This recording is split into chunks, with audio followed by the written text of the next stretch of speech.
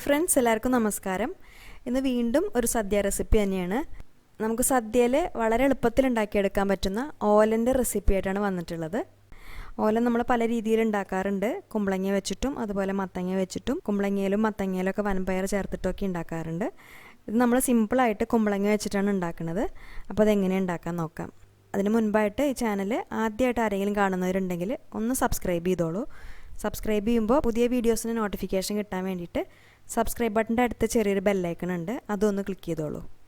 അപ്പോൾ ഇനി നമുക്ക് എത്രയും പെട്ടെന്ന് ഇതെങ്ങനെ ഉണ്ടാക്കാൻ നോക്കാം. അപ്പോൾ ഓലിന് വേണ്ടിയിട്ട് നമ്മളിവിടെ ഏകദേശം 1/2 കിലോ വരുന്ന കുമ്പളങ്ങയാണ് എടുത്തിട്ടുള്ളത്. ചെറിയൊരു അളവിലാണ് കാണിക്കുന്നുള്ളൂ. അപ്പോൾ ഞാനിപ്പോൾ ഈ കുമ്പളങ്ങ 4 കഷ്ണമായിട്ട് കട്ട് ചെയ്തതിന് ശേഷം അതിൻ്റെ മേലുള്ള തോലും നടുക്കിലെ കുരുവൊക്കെ ഒന്ന് മാറ്റിയിട്ട് എടുത്ത് വെച്ചിട്ടുണ്ട്.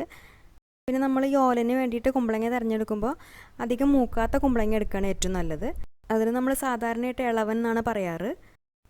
അപ്പോൾ അധികം മൂക്കാത്തത് കിട്ടുകയാണെന്നുണ്ടെങ്കിൽ അത് തന്നെയാണ് കേട്ടോ ഏറ്റവും നല്ലത്. അപ്പോഴാണ് ഓയിലിന് നല്ല ടേസ്റ്റ് ഉണ്ടാവുള്ളൂ. ഇനി നമുക്കിതൊന്ന് കട്ട് ചെയ്തെടുക്കാം. അപ്പോൾ നമുക്കിതിലൊരു പീസ് എടുത്തിട്ട് ആദ്യം നമുക്കിതിൻ്റെ സെൻറ്ററിൽ കൂടെ അതുപോലെ ഒന്ന് കട്ട് ചെയ്ത് കൊടുക്കാം. അതിന് ശേഷം ഇങ്ങനെ കട്ട് ചെയ്യണം. അതായത് കുറച്ച് വീതിയിൽ വേണം ഓയിലിനുള്ള കഷ്ണങ്ങൾ നമ്മൾ കട്ട് ചെയ്യാനായിട്ട്.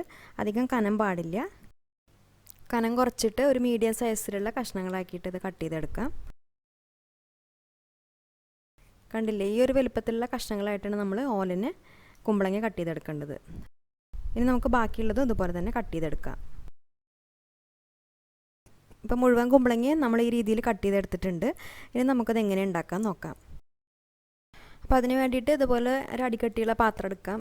ഇനി ഇതിലേക്ക് നമുക്ക് കട്ട് ചെയ്ത് വെച്ചിട്ടുള്ള കുമ്പളങ്ങയുടെ കഷ്ണങ്ങൾ ഇട്ട് കൊടുക്കാം. അതിനുശേഷം നമുക്ക് എരിവിനായിട്ട് പച്ചമുളക് ചേർത്ത് കൊടുക്കാം. അപ്പോൾ ഞാനിപ്പോൾ ഇവിടെ എടുത്തിട്ടുള്ളത് ചെറിയ പച്ചമുളകാണ്. ഇതിന് അധികം എരിവൊന്നും ഇല്ലാത്തതുകൊണ്ട് ഒരു 3-4 എടുത്തിട്ടുണ്ട്. നിങ്ങളുടെ കയ്യിൽ വലുതാണെന്നുണ്ടെങ്കിൽ 2 എണ്ണമൊക്കെ എടുത്താൽ മതിയാവും. നമ്മുടെ എരിവിനനുസരിച്ച് ചേർത്ത് കൊടുക്കാം. അതിനുശേഷം കുറച്ച് ഉപ്പിട്ട് കൊടുക്കാം. ഈ കഷ്ണങ്ങളിലൊക്കെ ഉപ്പ് നന്നായിട്ടൊന്ന് പിടിച്ച് കിട്ടാനാണ്. പിന്നെ എപ്പോഴും ഓലനിൽ ഉപ്പിടുമ്പോൾ നമ്മൾ ശ്രദ്ധിക്കണം കേട്ടോ. അപ്പോൾ ആദ്യം നമ്മൾ കുറച്ച് ഇട്ട് കൊടുത്തിട്ട് പിന്നെ അവസാനം വേണമെങ്കിൽ നോക്കിയിട്ട് ഇട്ട് കൊടുത്താൽ മതി. അതിനുശേഷം നമുക്ക് ഇതിലേക്ക് ഒരു 1/4 കപ്പോളം നാളികേരപ്പാൽ ചേർത്ത് കൊടുക്കാം. അപ്പം നമ്മൾ ഈ കുമ്പളങ്ങയുടെ കഷ്ണങ്ങൾ വേവിച്ചെടുക്കുന്നത് നാളികേരപ്പാലിലാണ്. ഇത് നാളികേരത്തിൻ്റെ കട്ടിപ്പാലല്ല കേട്ടോ, 2ാം പാലാണ് എടുത്തിട്ടുള്ളത്. അതായത് 1 കപ്പ് നാളികേരം എടുത്തിട്ട് നമ്മളതിൽ 1/2 കപ്പ് വെള്ളം ഒഴിച്ചിട്ട് മിക്സിയിൽ നന്നായിട്ട് അടിച്ചതിന് ശേഷം 1/2 കപ്പ് കട്ടിപ്പാൽ എടുത്ത് വെച്ചിട്ടുണ്ട്. അതിനുശേഷം സെയിം നാളികേരത്തിൽ നമ്മൾ 1/4 കപ്പ് വെള്ളം ഒഴിച്ച് കൊടുത്തിട്ട് നന്നായിട്ട് അടിച്ചെടുത്തിട്ടുള്ള 2ാം പാലാണ് ഇപ്പോൾ ചേർത്ത് കൊടുത്തിട്ടുള്ളത്. ഇനി നമ്മളിത് വേവിക്കാനായിട്ട് ഇതിൽ വേറെ വെള്ളമൊന്നും ഒഴിച്ചു കൊടുക്കണില്ല കേട്ടോ. ഇനി ഇതെല്ലാം കൂടിയിട്ട് നന്നായിട്ടൊന്ന് മിക്സ് ചെയ്തെടുക്കാം.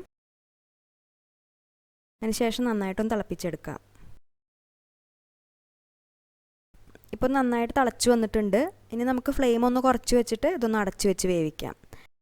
അപ്പോൾ ഈ കുമ്പളങ്ങയ്ക്ക് ഒരുപാട് വേവൊന്നുമില്ല. പിന്നെ നമ്മൾ ഈ കഷ്ണങ്ങളൊക്കെ നന്നായിട്ട് കനം കുറച്ചിട്ടാണ് കട്ട് ചെയ്തെടുത്തിട്ടുള്ളതും. അപ്പോൾ അത് പെട്ടെന്ന് തന്നെ വെന്ത് കിട്ടും. അപ്പോൾ നമുക്ക് ഇടയ്ക്കൊന്ന് ഈ മൂടി തുറന്നിട്ട് ഒന്ന് ഇളക്കി കൊടുത്താൽ മതി. ഇപ്പോൾ ഏകദേശം ഒരു പകുതി വേവൊക്കെ ആവാനായിട്ടുണ്ട്. കുറച്ച് നേരം കൂടി നമുക്കത് അടച്ച് വെച്ച് വേവിക്കാം.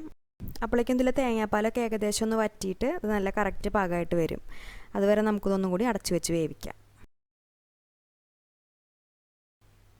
ഇപ്പോൾ കുമ്പളങ്ങയുടെ കഷ്ണങ്ങളൊക്കെ നന്നായിട്ട് വെന്തിട്ടുണ്ട് കേട്ടോ. അതുപോലെ തന്നെ തേങ്ങാപ്പാലൊക്കെ നന്നായി കുറുകി വന്നിട്ടുണ്ട്.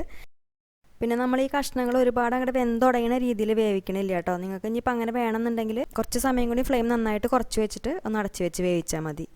ഇനി ഈ സമയത്ത് നമുക്കിതിൽ ഉപ്പ് പോരാ തോന്നുകയെന്നുണ്ടെങ്കിൽ കുറച്ച് ഉപ്പ് ചേർത്ത് കൊടുക്കാം. ഇതിലിപ്പോൾ കുറച്ച് ഉപ്പ് കുറവായിട്ട് വന്നിട്ടുണ്ട്. അപ്പോൾ ഞാനിപ്പോൾ കുറച്ച് ഉപ്പ് ചേർത്ത് കൊടുക്കുന്നുണ്ട്.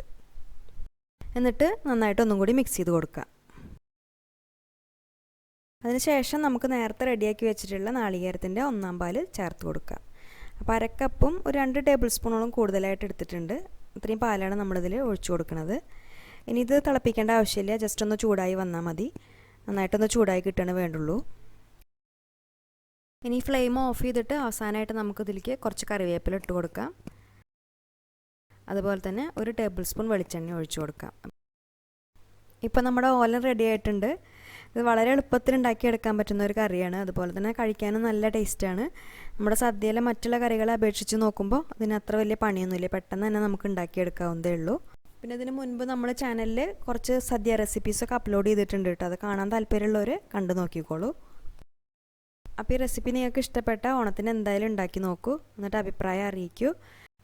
പിന്നെ ഈ വീഡിയോ ഇഷ്ടപ്പെട്ടാൽ ലൈക്ക് ചെയ്യാനും ഷെയർ ചെയ്യാനും കൂടി മറക്കരുത് കേട്ടോ. നിങ്ങളുടെ ഫ്രണ്ട്സിനും റിലേറ്റീവ്സിനൊക്കെ ഒന്ന് ഷെയർ ചെയ്ത് കൊടുക്കണം. അതുപോലെ ഈ ചാനൽ സബ്സ്ക്രൈബ് ചെയ്യാത്തവരുണ്ടെങ്കിൽ ഒന്ന് സബ്സ്ക്രൈബ് ചെയ്തോളൂ കേട്ടോ. സബ്സ്ക്രൈബ് ചെയ്യുമ്പോൾ പുതിയ വീഡിയോസിൻ്റെ നോട്ടിഫിക്കേഷന് വേണ്ടിയിട്ട് സബ്സ്ക്രൈബ് ബട്ടൻ്റെ അടുത്ത് ചെറിയൊരു ബെല്ലൈക്കൺ ഉണ്ട്, അതും മറക്കാതെ ഒന്ന് ക്ലിക്ക് ചെയ്തോളൂ. അപ്പം ഇനി നല്ലൊരു റെസിപ്പിയായിട്ട് വീണ്ടും കാണാം. താങ്ക്